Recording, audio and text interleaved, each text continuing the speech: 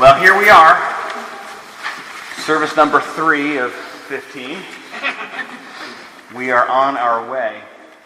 And I was reading a number of different reflections by different groups that I subscribe to, who send out, here's a daily reflection. Instead of doing weekly or Sunday reflections, or for Holy Week, do a daily reflection. And one of them kind of struck a chord with me from the Society of St. John the Evangelist in New York City, who are a wonderful troupe of Episcopal monks. And they said that today we are reminded that we have a time to recollect ourselves after the drama of yesterday. And if you were here at any of the services, my goodness, we had a day full of drama, didn't we? The Passion is just about as dramatic as it gets. But now we have a bit of a rewind, right? Why Palm Sunday, why we read the Passion on Palm Sunday is because the framers of the Book of Common Prayer thought that, well, people come to church on Sunday and then we'll see them again on Sunday. There's not going to be a whole, people don't usually come to church Monday, so we won't hear the whole story, so let's tell them the whole thing just to be on the safe side. Now we're rewinding back to hear it from the beginning. Or at least the hinge in John's Gospel. It's about halfway through John's Gospel. But it's the start of the end for Jesus. And we start at table with Lazarus, whom Jesus raised from the dead. We got the cast of characters that are assembling here, don't we? We got Judas, we got the one who's going to betray him. We've got Mary, who does an incredibly ridiculous thing. We've got Martha, we've got Lazarus, we've got the disciples. We're slowly gathering all the characters for this passion that will unfold this week together in one spot.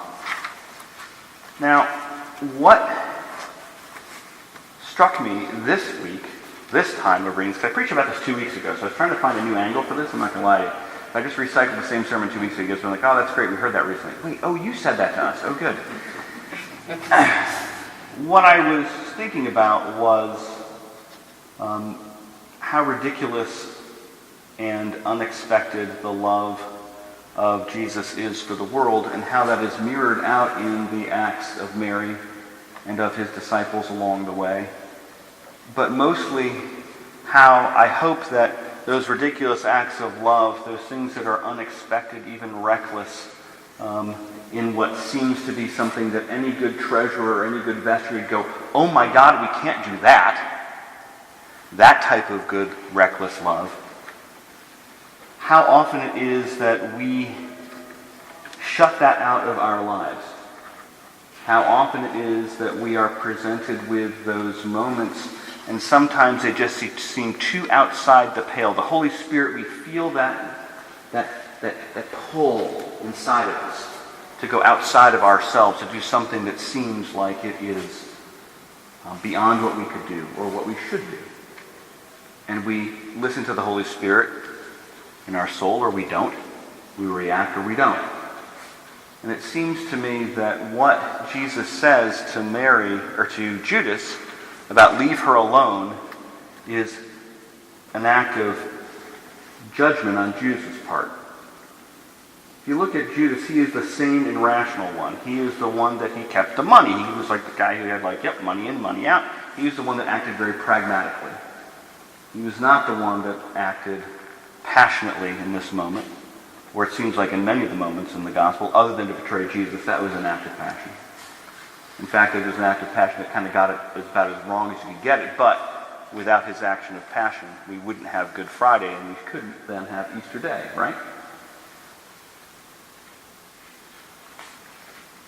This act of judgment on Jesus' part, talking to Judas, also in the same breath is an act of grace. He gives grace to Mary for doing this thing, at the same while kind of shutting down Judas pretty hard. Leave her alone. Look what she's doing. Stop using your brain and use your heart a little bit. Show her some grace and mercy. And as I was reading one of the commentaries, I want to read you a quote because it stuck with me and seemed to sum everything up so nicely. It says, the commentator who gave him credit is Dirk Lang, who's a professor of worship at Luther Seminary in St. Paul, Minnesota, said that this leave her alone statement by Jesus reveals the secret of God's judgment itself. A bruised reed is not bent. A quenched a dimly lit wick is not quenched. Mercy unties the judgment of Judas. Mercy unties the judgment of the world. Mercy opens the way to life.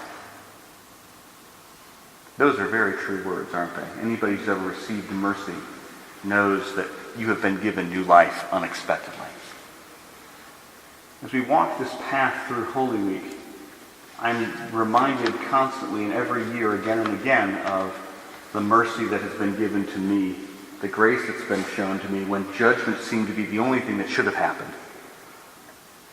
And I invite us as we walk through this Holy Week to see how God has given us that grace, that mercy, that love. The ultimate act being Jesus dying on the cross for us, the ultimate act of love and of mercy where judgment should have been the rule of the day. It wasn't.